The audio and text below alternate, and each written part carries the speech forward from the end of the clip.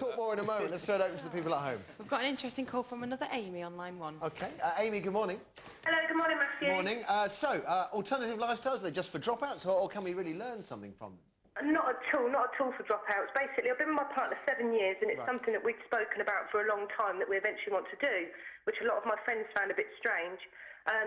Basically, it was just over a year ago. We were living in rented accommodation. We're both working full-time in rented accommodation and never having any money to bring home. It was like, what's going on? We're spending all this money on rent and bills. Something's got to change. So we just decided to just do it. We bought an old converted library bus, 27-foot-long beast. She looks like an old gypsy caravan inside, but 27 foot long, like all amenities, really beautiful. We managed to find a farm that we could site her on. So it's absolutely fantastic. And then about 6 months in, I found out I was pregnant. So that was quite interesting, being heavily pregnant in the depths of winter, like having to squat on a bucket in the middle of the night. You're not selling it to me now, Amy. Up until that point... Too much information. Up until that point, I was right with you till we got to the squat in the bucket thing. And how's it been? I heard screaming, so presumably the pregnancy's been successful? Yes, indeed. Well, literally a week before I had the baby, we just thought, right, me and my partner could handle living like this forever, basically. We've got to think of the baby. Like, we had, you know, water for water butt as opposed to out of taps. If we wanted hot water, we had to boil it on our gas burner kettle, and we just thought for convenience, you know, this bus was built out of love as opposed to kind of practicality. So a week before I was due to give birth, we just went to a caravan place, and we decided, right, this, you know, looked around a few caravans and found a beautiful one, the same size as the bus. And we got out a loan, we're paying that, but it's doable as opposed to a mortgage, which is just unconceivable. You know, we've got our 12 grand loan, which, you know, we're paying off steadily, but because our outgoings are so low, we're actually able to do it. And OK, get somewhere. Amy, what do other people think about you? Do you get respect from other people, or do people think you're some kind of scumbag?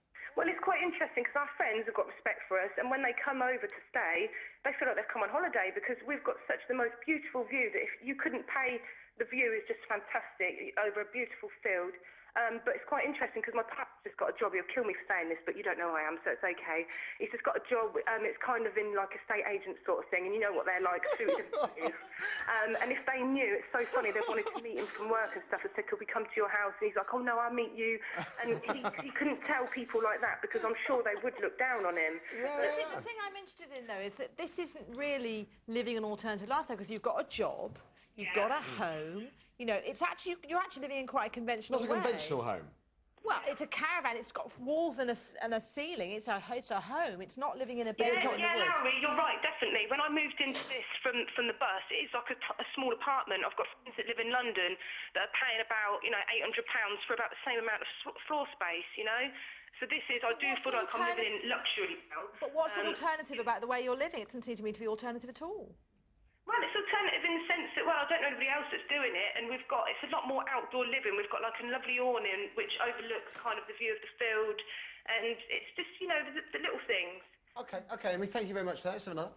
Got Colin on line 2. Colin, good morning. Good morning, Matthew. I'm in Western Supermare. OK, hi there. What kind of alternative lifestyle do you pursue? I own 3 acres of land with a pond with great crested newts, pine trees, oak trees, and I've lived on this land for 15 years in various guises, from yurts to teepees. Now, I have a teepee currently made out of 35-foot pine logs, and I've got a second floor on it, and I live totally with nature, no running water.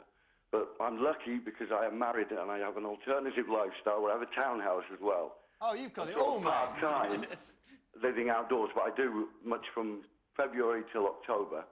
Constantly live outdoors with no water. The children there, I teach people to learn, like, Ray Meir stuff. I teach survival techniques there. OK. Why don't you throw your teepee away and do it properly like Hugh? Stop being a wimp, Colin. Come on. Toughen up a bit, mate. Hey? Townhouse, teepee. Oh, man, you've got too many positions. Thank you for the call. Let's have another. Our last caller is Antonio on line 3. Antonio, good morning. Hi, good morning. I just want to say how beautiful your programme is. Oh, thank you. Fantastic. I was part of Estonia. I don't know whether you've ever heard about it. It was going back to the 70s. And we declared independence from the rest of Britain at the time.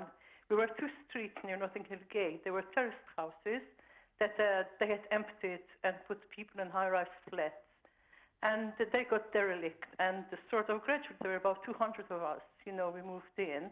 We did all the houses up. You know, the GLC was there at the time. And they threw concrete down the sewers, and we had to break that, to get the toilets going again. And it was fantastic because with the street theaters, we got the children from the high-rise flats to come. In the back gardens, we knocked down all the fences, and we did one big garden, and all the children were lovely, happy playing there. And when eventually, they started bringing us up, by offering sort of one-bedroom flats, especially to the young men that were with us. A lot of them kept coming back. Some of them actually threw themselves under trains. They couldn't cope living on their own because it was such a vibrant community. I mean, I used to work in Hackney at the time. This was in Notting Hill Gate, and I had to travel. I mean, Notting Hill Gate, you think about it now, it's like £4 million a house, isn't it? And Freestonia, if I remember right, is where Here and Now came from as well, one of my favourite bands that are all from the old travelling community. So, yeah, heard about it loud and clear. Do you still pursue an alternative lifestyle, Antonia? Sorry? Do you still pursue an alternative? Oh, no. I worked a lot voluntarily with refugees, and sort of I had my own business then. But, we had to survive because once drugs started coming in, then really heavy there, I had children. And... OK, I understand it, Antonia. In fact, my last question to Hugh will be, do you think you can keep this going until you're an old man, or do you think eventually that maybe it's youthful exuberance that can get you through the cold nights and the rain when it's like... I can imagine when it's beautiful, it must be fantastic. I mean... I suppose technically it's possible, but I think I'm going to get fed up of it quite soon. I think we've got the 1 year in the jungle, and then that's going to be it. And where are you going in the jungle?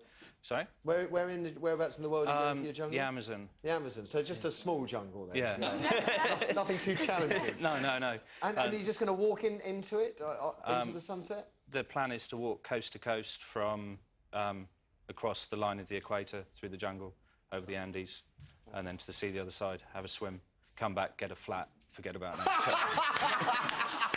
I think you're fantastic, you. Thank you so much for joining us this morning. Actually, I tell you what, I can't wait to read the book. That's all I can say. I really can't wait to read it.